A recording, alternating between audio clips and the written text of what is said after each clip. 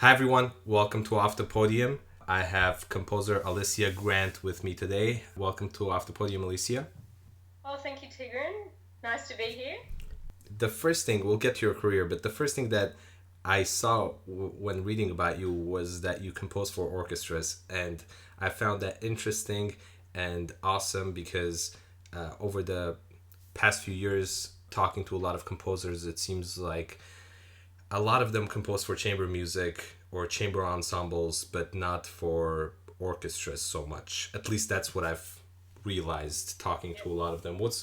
How did you come around composing for orchestra, or was it just commissions that happened to lead you in that direction? How did this come about?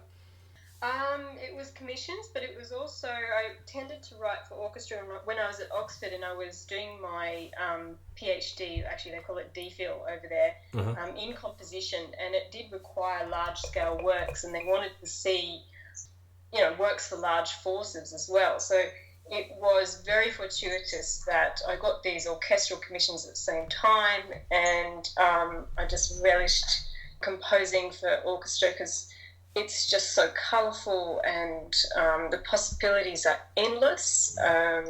It's, very exciting to write for orchestra. Of course, it's quite daunting at the start. I always use short scores. Mm-hmm. I never just sit down in front of an orchestral score, with a whole lot of blank staves and go, oh, yeah, okay, I'm going to write for orchestra now. Mm-hmm. Yeah. I always start with a short score, which is sort of like a piano reduction. Start with that, and then I think about orchestrating for the larger forces. Yeah. I realized you studied with two pretty important figures, composers. One was Robert Saxton and Simon Bainbridge.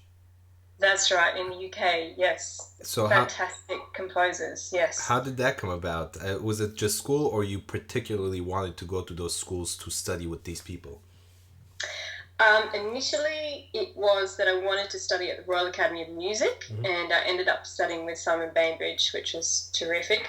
For my postgrad, I specifically wanted to study with Robert Saxton. He's a terrific teacher, a fountain of knowledge. It doesn't matter what you turn up with at your lesson. You can have 3 bars of music, you can have a full orchestral score. He will talk for hours about the potentiality of an idea. He's just quite a figure in British music, and it was very inspiring to work with him. Yeah. Describe your music. How is it similar to your teachers? Because that's something that's really hard to do sometimes as musicians. You study with someone, it's hard not to take some of what they've done in their career or musically, but at the same time you want to start your own unique approach to composition. And it's not just about composition. This could be a general thing for performers as well. How do you balance learning from the master but also developing your own style? Well, it's an interesting question because a really good teacher will be stylistically open, I believe, and Robert Saxton is very open to all sorts of styles. And so it wasn't about emulating his particular approach to composition, but encouraging whatever direction you are choosing to go in. So I didn't feel like I had to emulate his style at all. And he never encouraged that. He just wanted me to develop in my own direction. What's the compositional process for you? That's something interesting because some people, I remember, I can't remember who it was now, but a few podcasts ago, I spoke to a composer who said that they like to go on walks and it inspires them. Some people say that's nonsense. I just sit down and know that I have to get something done and I get it done. What's your approach to composition? It's so funny because it's changed. And it's changed because I've had kids. Mm. And I used to, before kids, I had more time. Yeah. I used to be able to sit down with my cup of tea.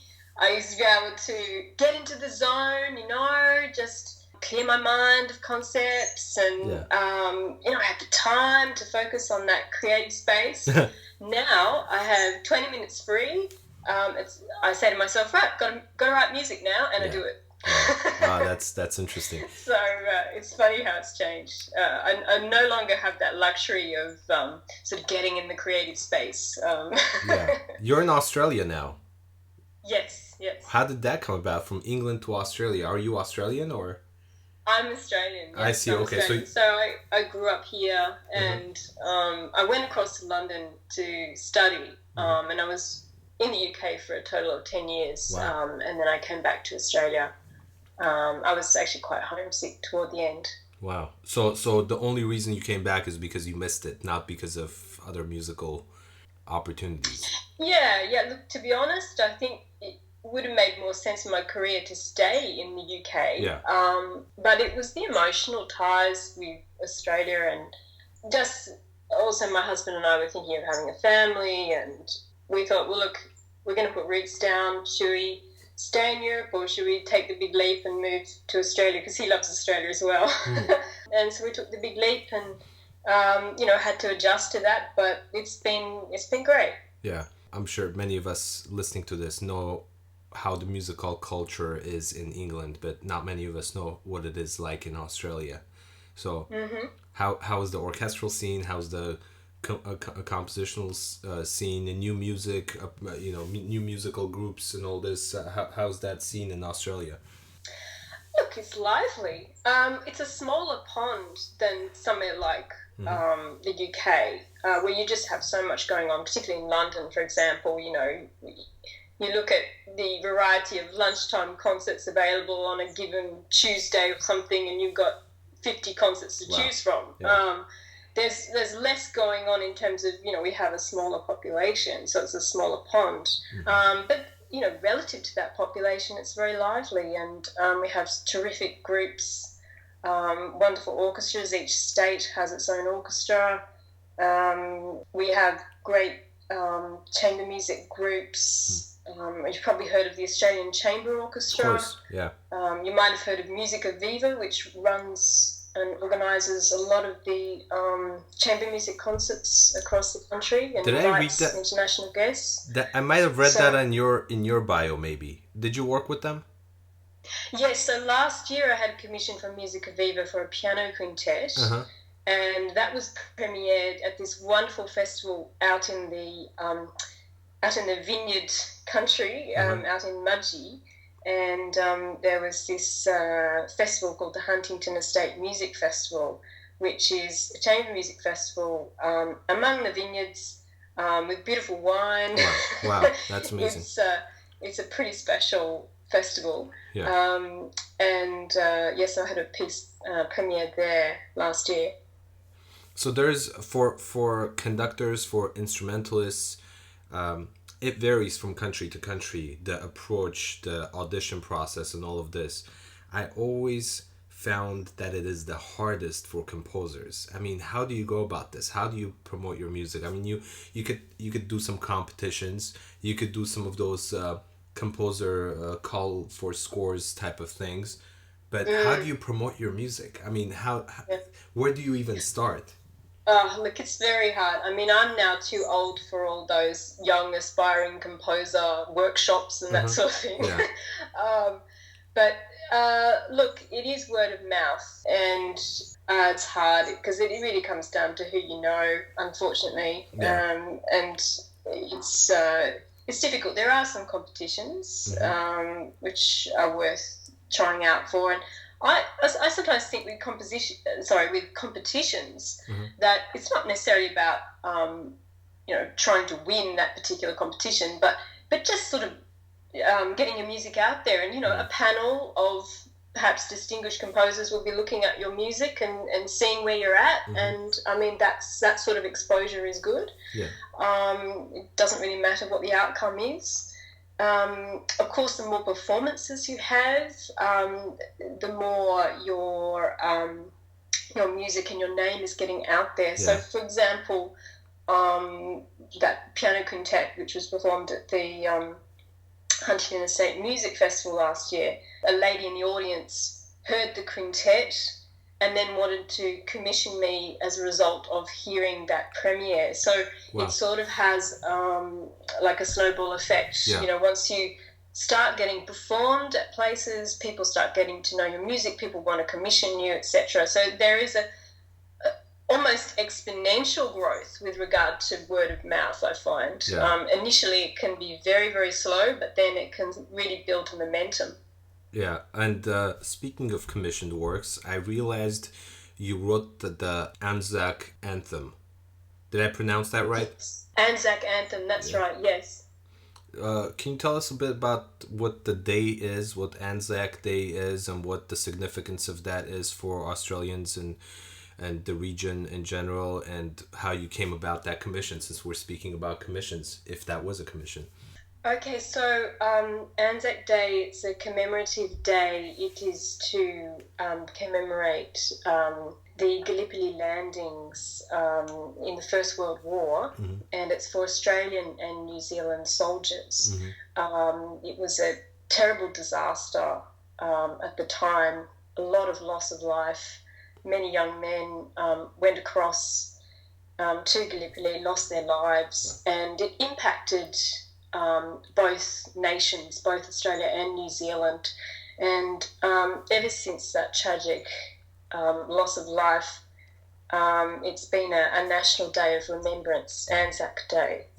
And so every year we have on the 25th of April special services to commemorate and to remember the lost soldiers. And in this particular occasion, that commission came about. It was an idea of basically the New Zealand High Commission in London wanted to commission a new piece to be performed at Westminster Abbey, because every year the Australian High Commission and the New Zealand High Commission organise a special service to commemorate Anzac Day. And so the piece came about as a result of that. And Vincent O'Sullivan, a poet and writer, a New Zealand poet and writer, he wrote the words for the music, and I set the music. Since you talked about collaborations with choir and orchestra, you've done a lot of that. How's the process for that? Because I know it's quite a different process, especially when you're not the one writing the words for that particular piece. How do you go about that? Because you have written a few things for choirs, correct? Yes, that's right, yes. Sometimes the text is given to me and I have no choice and I just have to set that to music. Other times I actually get to choose the text that I want to use. Look, I actually find when you have a text in front of you, it does encourage in a positive way the composition process, because you suddenly have these limitations in terms of structure and in terms of mood, in terms of emotion, everything. And it's almost like you've got this framework already there. And the composition process can be quite swift, I find, when you have a text in front of you. Yeah. That's really great that you said that. I believe it was Sting, the singer, who said something very similar to that when his approach to writing songs, when he writes the lyrics first and then he brings the music to that. We spoke before we got on this podcast. Your husband is also a musician. And I saw that there were some collaborations. Talk about the collaborations first, and also how it feels to collaborate with your husband. My wife is not a musician. She's a musician, but she no longer plays. She's not a professional musician. So, how does that work? Oh, look, it's great. We complement each other. He's a really good pianist, and I also play piano, but I'm nowhere near, his level. And anyway, so I admire him for his ability, and he admires me to be able to compose. Yeah. So we complement each other well. And so the collaborations we've done, we did an album together where he recorded my piano music, and a lot of my piano music has been written for him. So and I continue to write piano music for him, and sometimes chamber works, because he's also a chamber musician.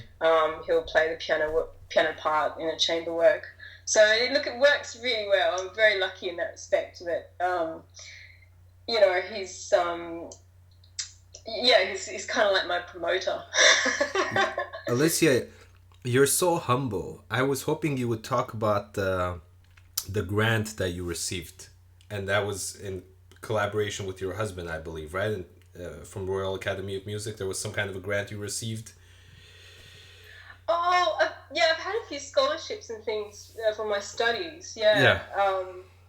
And so has he. Yeah. We actually met at the Royal Academy of Music. It was in my final year. He was in his first year. I was in my final year. Yeah. We just hit it off, and he ended up, when I was living in Oxford, he came and stayed with me and ended up commuting to London to do his PhD at the Royal Academy of Music. Wow. And incidentally, that's how we know Joe, Joe Harrop. Oh, that's right. Yeah, okay. It's crazy how I've done only a few of this, and I've said this before in my podcast. I've only done a few of these, but I did not find one person that I did not have a connection with. There's somehow we know someone who is a mutual friend of ours, and it's crazy. It's a crazy world, and you think it's a big place with so many musicians out there, yet there's always someone that connects us. The music world is so small. Yeah. I mean, even internationally, it's extraordinarily small. Yeah. I come across this all the time. Yeah. and again, thanks to Des, because Des actually recommended you, so I'm glad he did. Another former colleague from the academy. Yeah. We always talk so academically about music, although this chat has been great, but what inspires you? What's inspired you before maybe having a family, and now, and just in general, what's been an inspiration throughout your career? Look, there are a few themes I've noticed. I'm quite inspired by the human condition and often facing adversity. A lot of my works have been about that. So thinking back, one of my piano works called Rainlight, it was actually written for a survivor of major surgery. She'd undergone a liver transplant, and she'd bought this new piano as a sort of gift to herself, because she'd always loved music and desperately wanted a decent piano all her life. And she finally, after this liver transplant, bought this amazing piano, and the commissioner was actually the company that made the pianos. I can say it, can't I? Steinway and Sons. They commissioned me and said, look, we have this very special customer. She's just undergone this major surgery, and can you write a piece for her? And I did, and so I wrote this piece called Rainlight, which is, that strength of the human spirit in the face of adversity. And then after that, I wrote another work, a chamber work called Lighthouse, which was again this theme of the limitations of being a human, and the sort of challenges one suffers throughout one's life. And none of us can avoid adversity. And the symbol for me with the piece Lighthouse was, I imagined this isolated lighthouse, shining its light among sort of tumultuous waves and all the goings on and the challenges around it. And then Joan of Arc Variations, my piano quintet last year, similar theme about strong women who've faced extraordinary challenges. So there is definitely something going on with regard to my inspiration to do with the human condition, to do with facing adversity. That seems to be a theme that's come up. Otherwise, I often have visual ideas that come about in the composition process. Sometimes I can just be inspired by a motive or a melody, and perhaps I vary it and develop it throughout the piece. And then as I'm writing it, the visual ideas start to germinate, and I then so it's not necessarily I have the visual idea and then I write the music. Sometimes it can evolve together. You said strong women, and my last guest, I don't know if you had a chance to listen, but quarter player, conductor, Sylvia Hintz, and she's a big advocate for women's rights, and she's a very inspiring and interesting individual to talk to, and I'm very interested to talk to her again. We actually talked about that.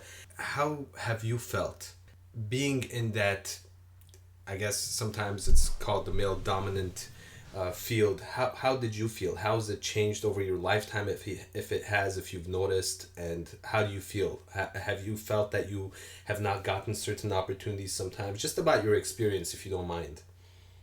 Well, it's funny because I try not to think about it. So I try not to identify as, oh, I'm a female composer. Yeah. I just think of myself as a composer. Yeah. That said, there is still inequality in the profession, which does perplex me quite a bit. I haven't, I don't think about it. I don't let it get me down. And I think we're in a transition phase. Mm-hmm. There are various programs, like I know, for example, certain commissioning bodies now have programs specifically to commission women. Mm-hmm. Now, that's all well and good. That's a sort of phase to go through. But really, we need to not overthink it and just commission women. Yeah. It's very simple. Yeah. Of course, there are wonderful male and female composers out there, and it's 50-50. So everybody just commission good male composers and commission good female composers. And don't overthink it. I don't know why we've had this hang up, maybe from the 20th century. Perhaps it's come from, I don't know, the high modernism of the 1950s, which tended to be male dominated. I don't know. I don't know why we have still this inequality. It really perplexes me. But look, changes in the air, and I think we're in that transition phase where some people might criticize these programs as tokenistic, but I think it's positive. We're going in the right direction, and I think we just don't overthink it. Just commission more women composers. Yeah. What do you say? And you don't have to answer some of these questions if you feel like you don't want to answer them. But sure. What do you say to people, wherever they come from, that say, well, if there were good female composers, we would pick them, but we get a bunch of these commissions, a bunch of these scores, and we only pick the ones that are actually good? What do you say to those people? Look, it's 50-50. I mean, there are good women composers and there are good male composers. I don't think one can ever say that there is a tendency for male composers to be better than female. That would be ludicrous. Yeah. And unless it's like an all-male panel or something, adjudicating panel that has some certain bias and loves the intellectualism or something of a particular work that... I think that's happened in the past. I think certainly there's a hang-up maybe from 50s and 60s where there was this sort of intellectualism in music that was male-dominated. Yeah. And I think that... But we're in a postmodern world now. I think it's soon going to become very irrelevant, and we won't have to think about this issue. Yeah. Hopefully. Well, in a couple of decades, I'd say. Well, thanks to people like you and others who actually are doing the work for this to happen. You're stepping up and showing how it's done, and through music, both through good quality of music and approach and just personality. It's important to have people that just show both the personality and the talent, so it's things move forward, and I'm hopeful for it. I was gonna ask. I think more women role models, and then that will change the landscape too. But the thing is that society doesn't exactly hold up in esteem women composers these days. I mean, we do live in a slightly messed up society in regard to the role models that are presented in the media, etc. Mm-hmm. So that can't help. Yeah. And you spoke about competitions. One thing that always upsets me with the jury during the competitions is I always think of musicians as so welcoming of everything and everyone, and they're just so nice and welcoming. At least it seems that way. But then I look at the panel of juries and it's not equal there. How, if it's not equal in the jury, how can it be equal in the results? Yes, exactly. And that has been a problem in the past because you've had, I mean, particularly with composition juries, I mean, you've had all male juries for years. I think that's a really good point. Juries need to be equal, full stop. They need to be equal, 50-50. Yeah. One of my favorite questions is knowing what the musicians do outside of music. Now, you have kids, so that takes up probably 99.9% of your time. But otherwise, do you have time to do anything else? Not much at the moment, I'm afraid. Yeah. No, my children are dominating my life. Look, I love amateur film. So, and something that I would love to, if I had time, get into is producing little music clips for samples of my music. That's a project that I'm going to work on because we have in the pop world the music clip and we don't think about it. Yeah. The visual is always married with the oral. Now, I would love to do that in the contemporary classical world as well. I would love to, just as a means of getting the music out there in terms of accessibility, but also on the web, I would love my music to be presented with a visual, and that's something that I want to get onto. So that's something in the pipeline to work in my amateur way on my little music clips. And I know this is a big topic. This is off of what we're talking about, and it's a big topic. Your dissertation, your thesis. What was it about? And if you don't mind, just a short description, if it could be done in a short, concise way, of what it was about and what you accomplished by doing it. Okay, so the submission was an hour's worth of music with an analysis of that music. Now, I've always had an interest in musical meaning, and I was very interested in that specific kind of musical understanding as one composes. So I wanted to, in a self-reflective way, look at my own cognition. So look at my thought processes as I was composing. And the methodology that helped me analyse my own cognition, as it were, was to be found in second-generation cognitive science. There's a branch of that particular discipline called cognitive linguistics, and there's something called conceptual metaphor theory, and conceptual metaphor theory basically states that the mind is embodied. So we think that we have abstract thoughts, but actually they're coming from some kind of physical experience which has been metaphorically projected. And so it was really about analysing my music in relation to cognitive linguistics, which there are two major exponents. There's Mark Johnson, who's a philosopher, US philosopher, and there's George Lakoff, who's a cognitive scientist. So these two scholars, I used a lot of their work to look at my own thought processes to understand how musical meaning was being elucidated throughout my composition process. Do you want me to keep going? Yeah, go for it. I love it. It's fascinating. Thank you. Go for it. Okay, so there were three main areas that I looked at. Categorization. Okay, so our categories of things in the world, they will determine what we take to be real. So, for example, in music, if I write a melody down, so I've just been inspired, I've written a melody down, do I view this as two motives or as a full melody. If I'm viewing it, if I'm breaking it up, looking at it in terms of meaning, if I'm seeing it as two motives, it's going to take a different direction to if I were viewing it as a total melody. So categorization is crucial in the musical understanding.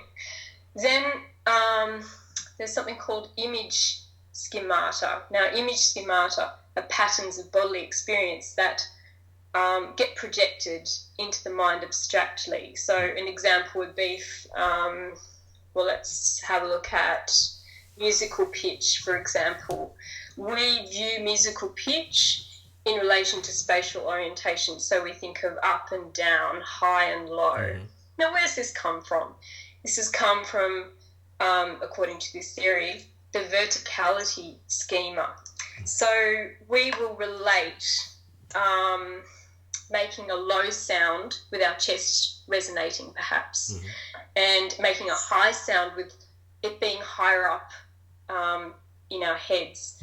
So high and low is going to relate to our physical experience of high and low. So we're effectively projecting something physical into an abstract realm. And then I looked at metaphor. So metaphor, actually it's called conceptual metaphor. It used to be just considered a novel or poetic linguistic expression, but George Lakoff and Mark Johnson, these particular scholars, they published a book in 1980 called Metaphors We Live By. And they said, look, metaphor is pervasive in ordinary language. We are constantly making metaphorical projections. And so an example they gave was, you might say something like, is that the foundation for your theory? Well, that's where you're projecting the logic of a building, which is something physically evident, the foundation, and transferring it to a non-physical realm, that of theoretical reasoning. So this sort of thing happens all the time in music. So you might, for example, in music and particularly in composition, musical ideas are treated like objects. Now, of course, they're not objects. They're temporal phenomena, but we as composers will treat them like objects all the time. And that's helped by our notation, but that's also a metaphorical projection that we're making. And then there'll be more specific metaphorical understandings, like, for example, I wrote a piece called Cross Currents, where I was imagining the music was water. And then all the attributes of water I was trying to metaphorically project onto the music, and that was defining for me my musical meaning. So I just looked at how really when you compose, you are constantly making metaphorical projections, and in a way composing offers a means of extending knowledge via novel modes of reasoning. And well, it's I can send you the thesis if you want. this is I would love to. This is really fascinating, and we could possibly spend a couple of podcasts talking about the details of this.